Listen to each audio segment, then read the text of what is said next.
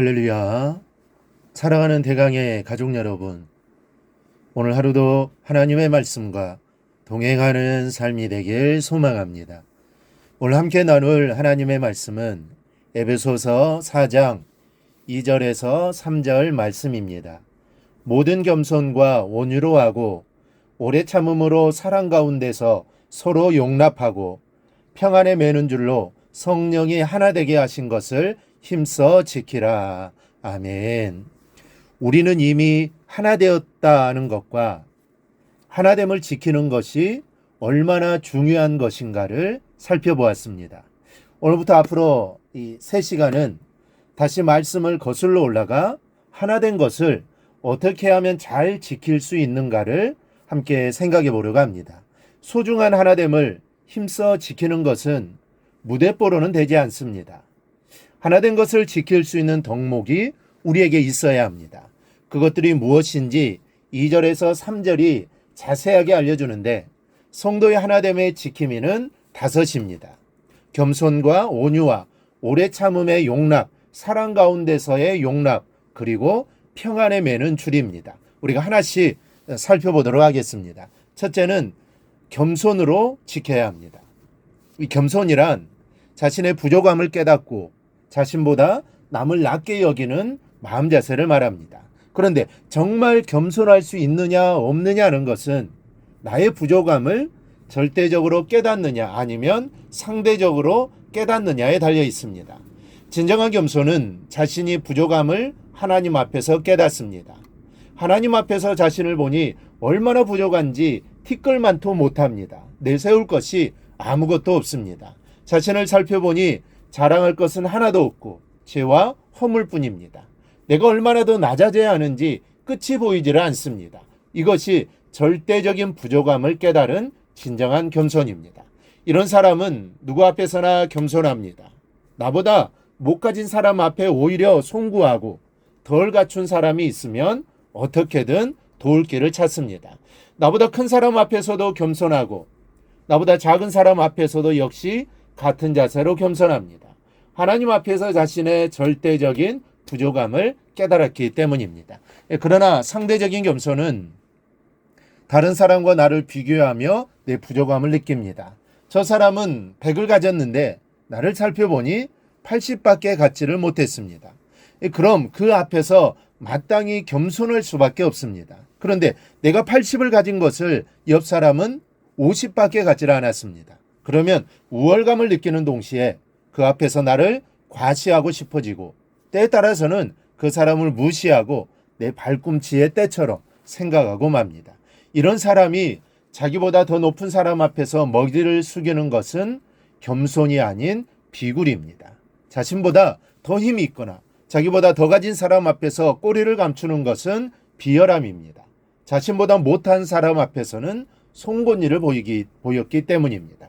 여러분, 절대적인 부족함을 아는 사람이 있는 곳에는 절대로 분열이 없습니다. 그러나 상대적인 부족함으로 겸손한 척하는 사람이 있는 곳에는 하나 되었던 것도 금이 가기 시작하고 맙니다. 제가 중요한 법칙 하나를 말씀드립니다. 하나됨은 낮은 곳으로 흐르는 물입니다. 내가 높아져서 하나 될 것을 기대하지 마십시오. 내가 낮아져야 하나가 됩니다. 그 낮아짐은 상대적 겸손이 아니라 절대적인 겸손입니다. 누구 앞에서나 어디에서나 겸손입니다.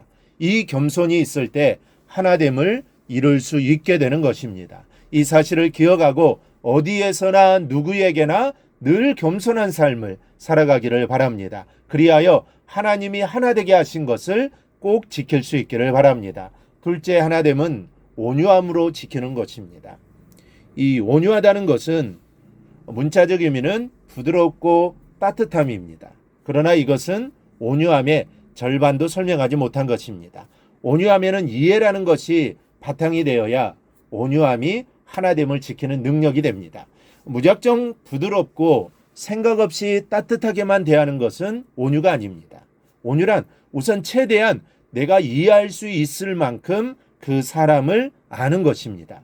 왜 저렇게 말할까? 왜 저렇게 행동할까? 그 근본적인 원인까지도 생각해 주는 겁니다.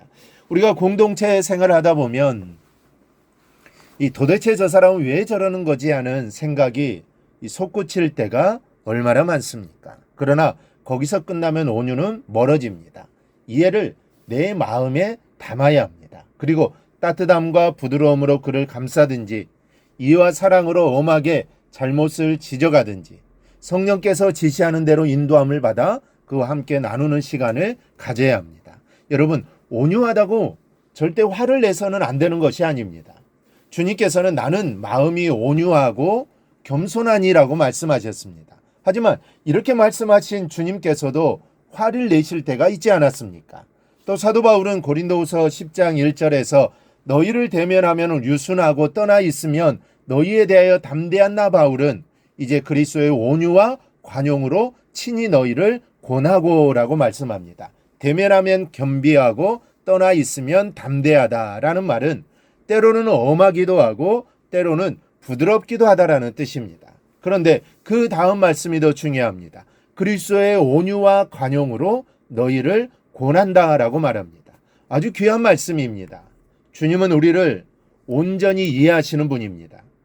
그런 이해를 바탕으로 주님은 때론 엄하게 또 때론 부드럽게 하셨습니다. 그런데 바울 자신도 주님처럼 그러하다는 것입니다. 이것이 진정한 온유입니다.